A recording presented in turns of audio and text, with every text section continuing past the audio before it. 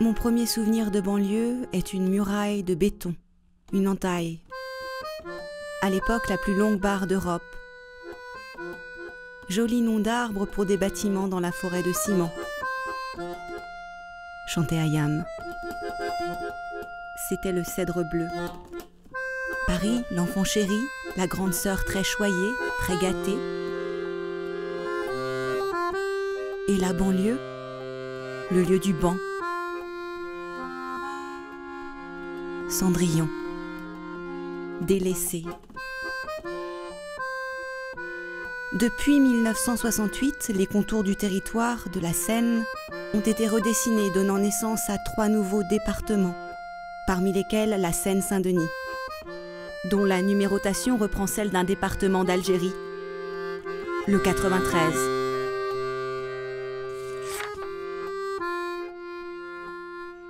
Donc ici, la photographie d'une carte du département de Seine-Saint-Denis. C'est un département de création récente puisque cela a été décidé en 1964 et ça a été mis en œuvre véritablement en 1968. À l'époque, haut lieu industriel d'Île-de-France. L'univers d'école bleue a laissé place à celui d'école blanc. La question de l'urbanisme est la plus cinglante. On construit tout, partout, en même temps, de manière rationnelle, économique et politique, tuant toute poésie. Aujourd'hui, la première couronne, plus confortable, plus équipée, draine de plus en plus de gens de Paris. La pression des loyers favorise d'autant cette migration. Dans l'inconscient collectif, le petit pavillon reste encore aujourd'hui l'Eldorado en proche banlieue. Un petit coin de rêve dans cet univers urbain, ma petite maison, mon petit jardin, mon petit boulot, une bonne petite vie bien tranquille.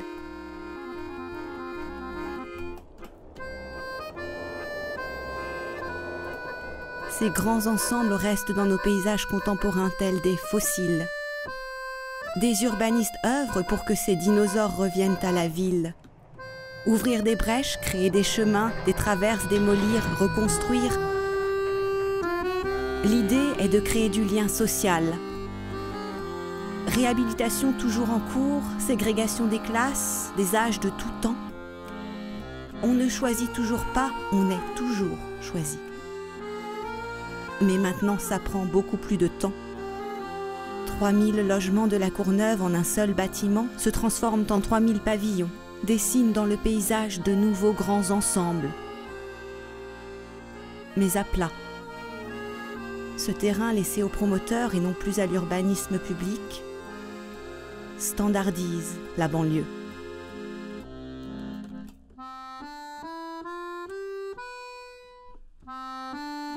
Partout, des bidonvilles, des habitations très précaires. Ségrégation. Quelque chose de très violent.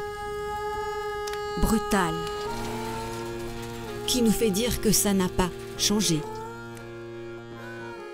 Ça, c'est une désespérance de revoir des bidonvilles s'implanter sur la commune. Ce sont des Roms aujourd'hui, c'est plus du tout la même population. Et les Roms qui n'ont pas de travail. Donc c'est catastrophique bien sûr, parce que c'est la mendicité qui s'implante, et de revoir des bidonvilles, c'est pas fait pour nous plaire bien sûr et pour nous rassurer.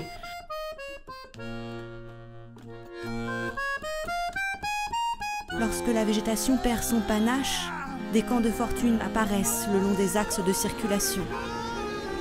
Quelque temps plus tard, aux mêmes emplacements se dressent des champs de menhirs pour empêcher toute réimplantation. Où sont les gens?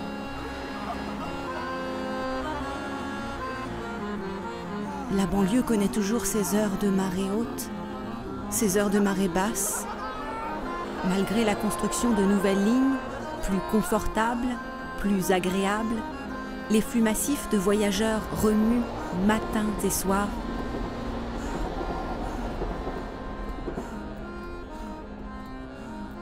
Malheureusement, les pouvoirs publics, les transporteurs, lorsqu'ils mettent un nouveau transport en place, ils ont tendance à supprimer les autres.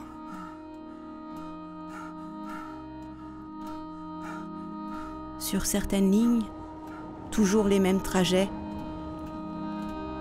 aveugles et chaotiques, au sein d'une foule serrée et moite.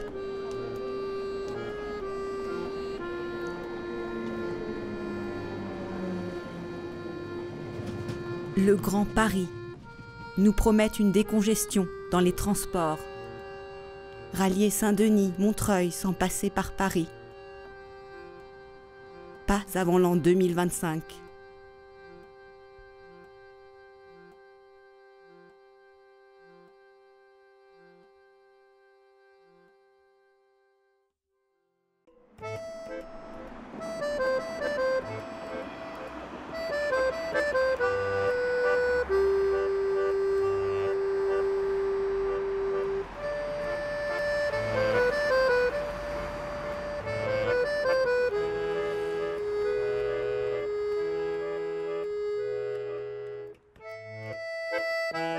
Théâtre en dehors de Paris, 0. Salle de concert, 0, disais-tu. La situation a depuis grandement évolué dans le bon sens sur notre territoire. De hauts lieux culturels au rayonnement national se sont implantés.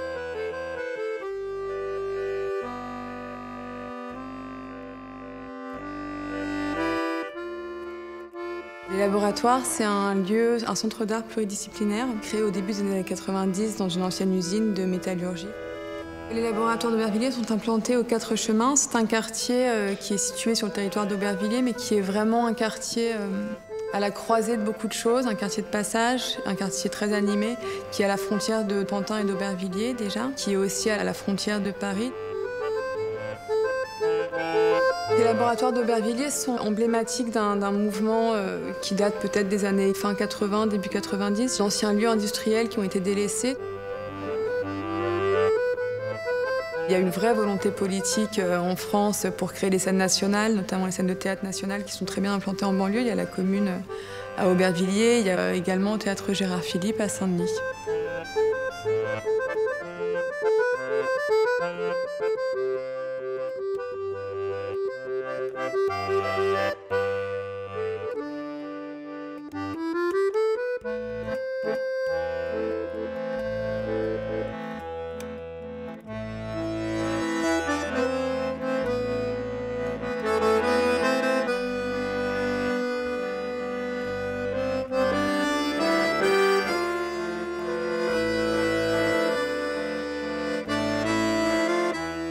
Le dynamisme culturel sur ce territoire est d'une richesse que tu aurais certainement appréciée.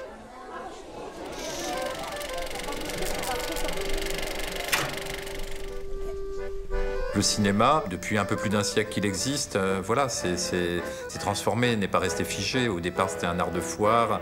Ensuite, il s'est sédentarisé, les salles sont apparues. Il y a eu ces grandes séances, comme elles existaient jusque dans les années 60. Et pour certains, peut-être se souviennent de ce qu'Eddie Mitchell avait fait à la télévision avec la dernière séance. Il y avait encore beaucoup de cinéma dans les banlieues. Il n'y avait pas d'autres équipements culturels à ma connaissance.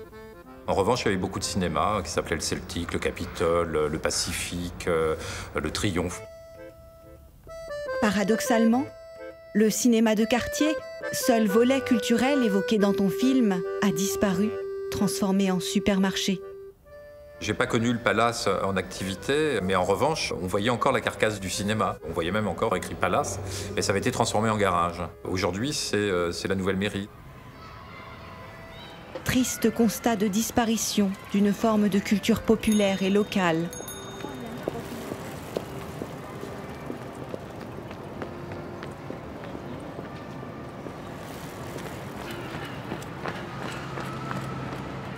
La banlieue s'urbanise.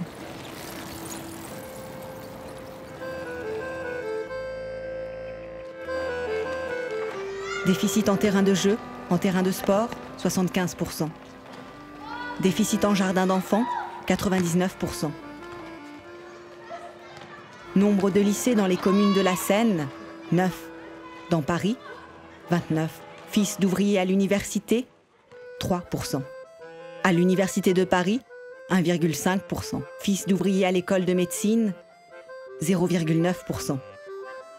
À la faculté de lettres, 0,2%.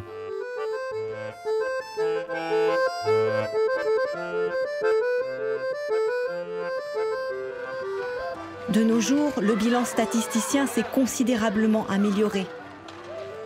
L'offre éducative est très importante.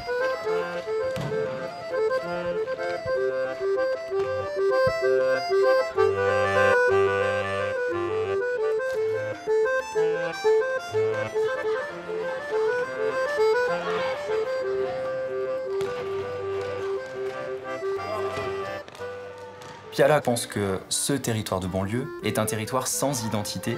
Et finalement, l'idée que nous essayons de développer au service éducatif, tous les services éducatifs et toutes les activités éducatives du 93 le proposent et le montrent, c'est qu'il y a une myriade de projets culturels, éducatifs dans ce département. C'est ce que nous essayons de montrer à travers un atelier que nous proposons sur l'espace proche. Nous travaillons sur des cartes de l'ancien département de la Seine. Donc l'élève fait un travail de recherche sur les noms des rues, sur les informations qu'il peut trouver sur les cartes, et ce qui permet aux élèves de voir comment ces villes ont évolué.